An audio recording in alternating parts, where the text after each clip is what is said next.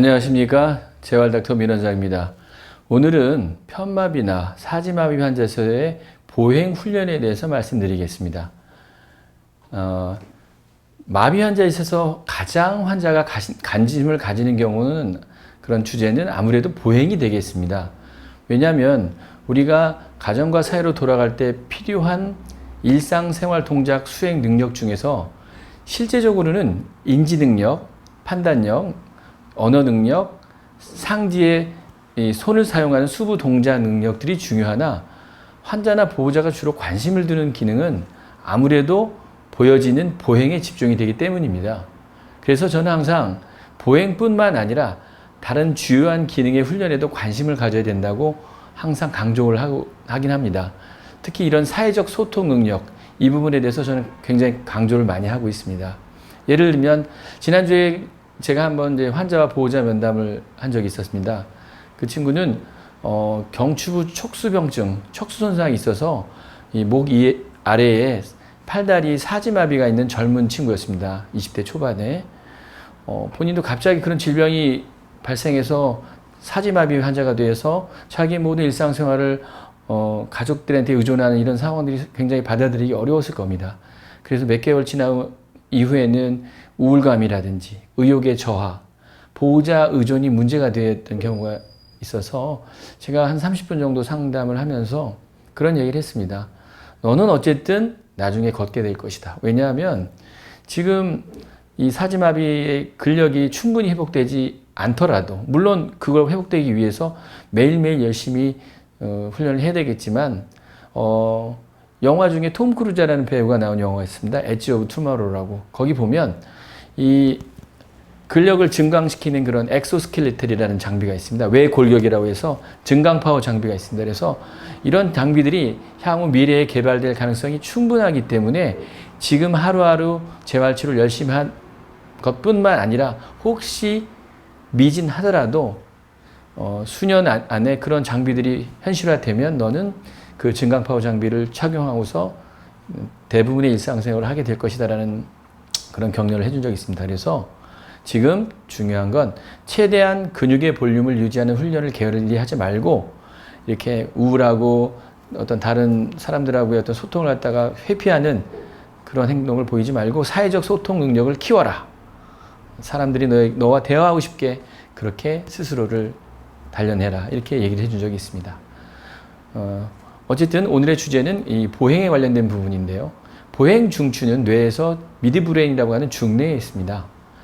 그러니까 대뇌, 뇌의 한쪽 어디에 뇌출혈이나 뇌경색 등 손상이 오더라도 충분한 재활 훈련을 통해서 어느 정도의 보행을 회복할 수 있다는 얘기입니다.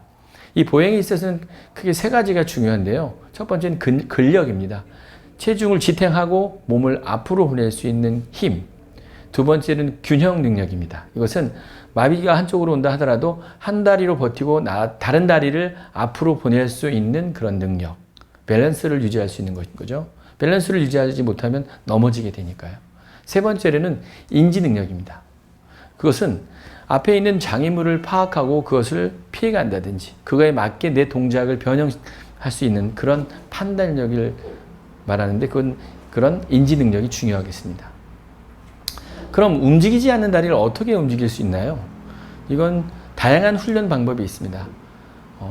편마비가 없는 다리 힘, 그러니까 멀쩡한 다리 힘을 이용해서 충분히 마비 쪽 다리를 같이 움직이게 하는 슬라이딩 재활 훈련기 또는 패럴렐 베라에서 이렇게 평행봉처럼 재활병원 가면 이렇게 놓여져 있는 거 보셨을 겁니다. 거기에 한쪽을 잡고 마비 쪽 다리를 움직이는 그런 훈련법 또는 발바닥에 체중 부하를 주면서 시행하는 체중 부하 훈련, 기립기라든지 이걸 틸팅 테이블이라고 하죠. 경사를 주면서 이렇게 한다든지 또는 상체를 얹어가지고 하는 스탠딩 프레임 이런 것들의 장비를 통해서 체중 부하 훈련을 하게 됩니다.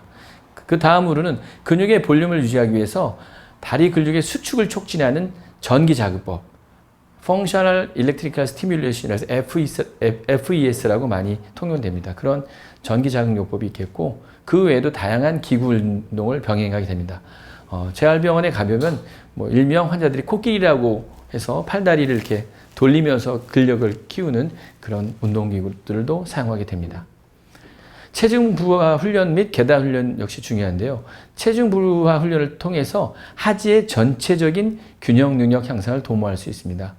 평소 이동에서는 휠체어를 사용한다 하더라도 보행 훈련은 단계적으로 워커라든지 또는 밑에 다리가 4개가 있는 큐케인, 그리고 그보다 좀 더 진보가 되면은 다리가 하나 있는 모노케인 같은 다양한 보조기를 이용해서 단계적으로 보행 능력을 향상시키면서 체중 부하의 어떤 의지 능력을 좀 줄여갈 수 있어야 됩니다.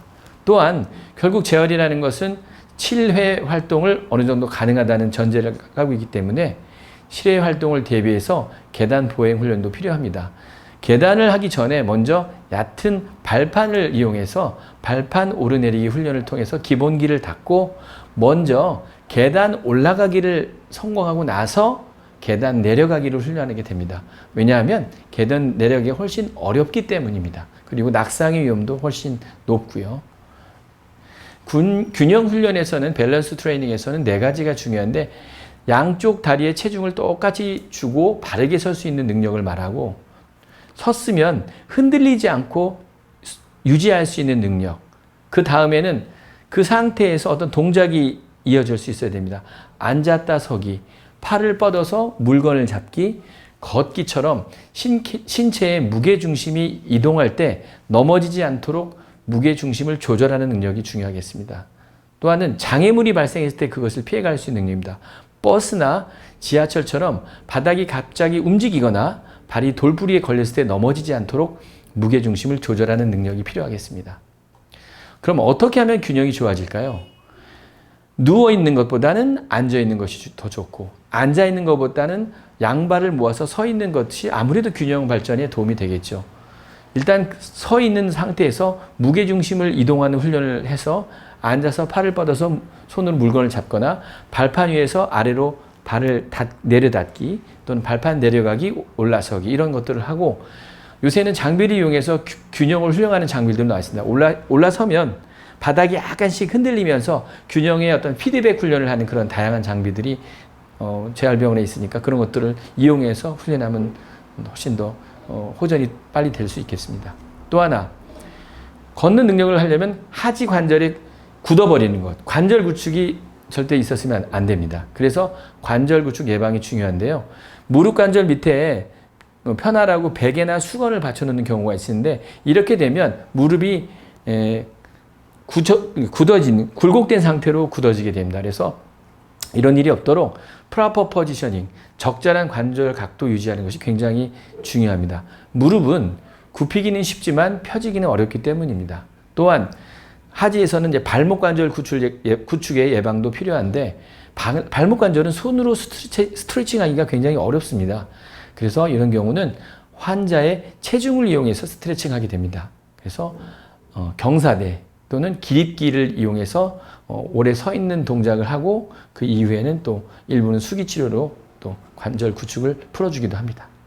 결론적으로는 보행의 가장 중요한 것은 가장 기초가 되는 하지 근력의 유지입니다.